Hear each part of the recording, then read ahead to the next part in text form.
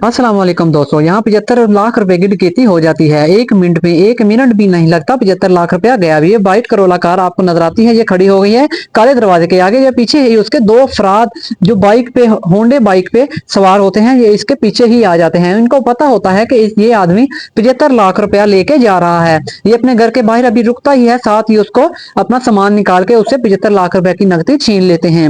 ये देखें, दिन दिहाड़े वो देखें, बच्चे भी यहाँ पे आ जा रहे हैं, लोग भी आते हैं जाते हैं, लेकिन किसी ने इस पे गौर नहीं किया कि एक दिन दिहाड़े 75 लाख रुपया एक आदमी से, शहरी से छीन कर ले जाते हैं। वो देखें, अभी वो कार से उतरता ही है तो उससे सामान दिखाकर असले के जोर पे उससे 75 लाख रुपया छीन कर ले जाते हैं। वो देखें, व्हाइट सलवार कमीज पहने शहरी अपने दरवाजे के बाहर रोता हुआ खड़ा हो गया है। बच्चा घबरा कर अंदर भागता है।